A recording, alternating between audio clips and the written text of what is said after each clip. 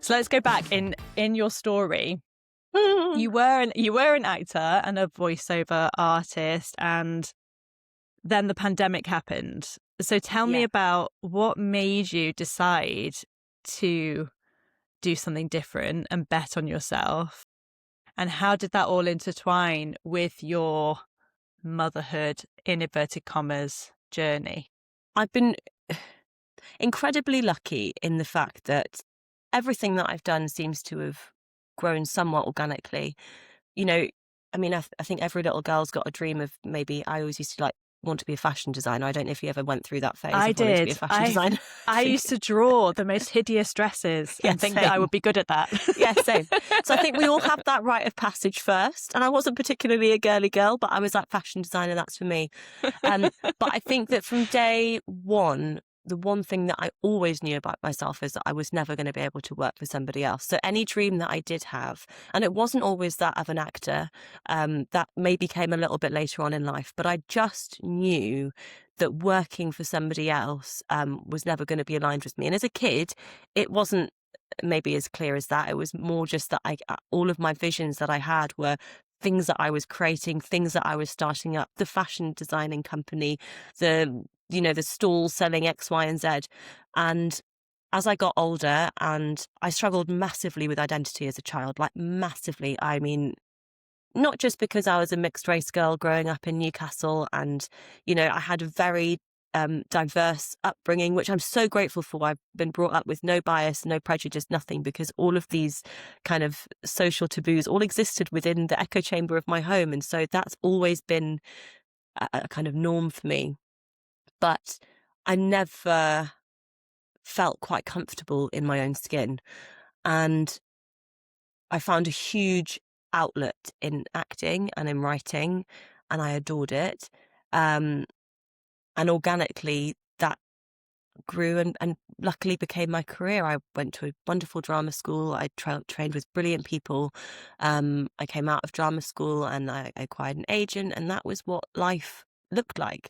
So I had an established acting career, but I also was doing a million different things to keep the cogs turning, until a few years down the line, I was able to fully sustain myself just from performance.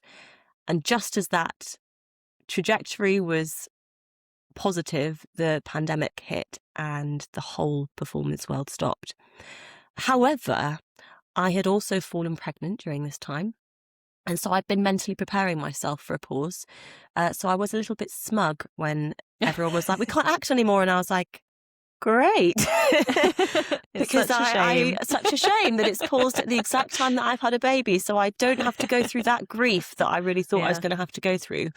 But when it did pause, I didn't realize how much of an outlet it was for me.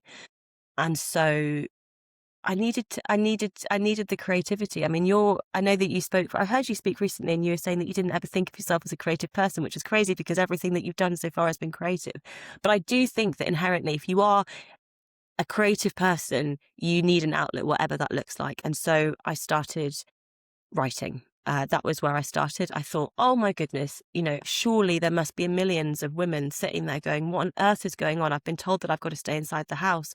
I've been told that I've got to do X, Y, and Z. And all this stuff about meeting my new best friends in NCT classes became like this online thing. And all of these things that we were told was going to be, our motherhood journey was suddenly taken away from us.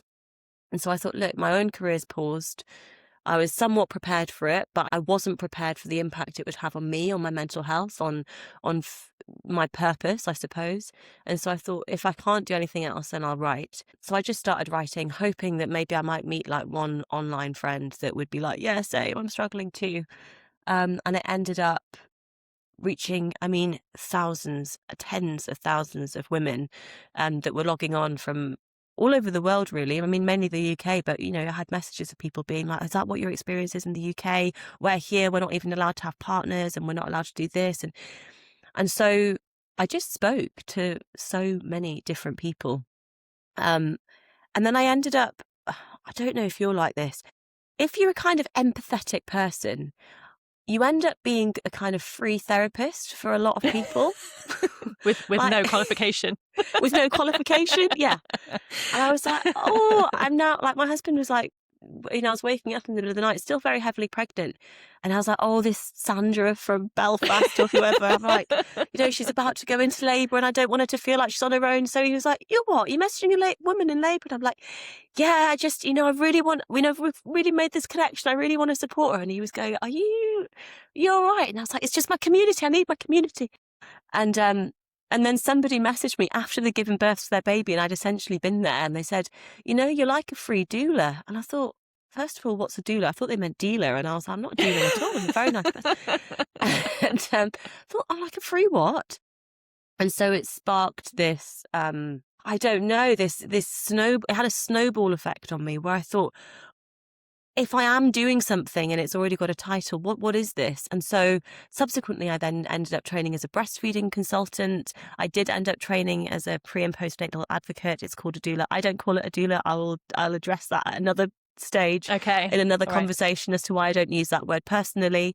But I just started having these conversations with women, and I ended up falling into a role that I never prepared. And this blog that was originally called Mrs. OT, the Wimble's Mum, because I'm from Wimbledon, became Mrs. OT, the breastfeeding consultant, Mrs. OT, the birth advocate, Mrs. OT, the kind of mental well-being aficionado. And I never set out for it to be that case, but I found something that fueled me, and it brought together all of this stuff that I'd craved from acting: the community, the kind of projects, the conversation, the storytelling, and also the public confessions of finding things hard, of being open about being in unknown territory, of just needing to hear someone else's story for validation. And I got just as much from those women as they maybe got from myself, or I hope they got from me.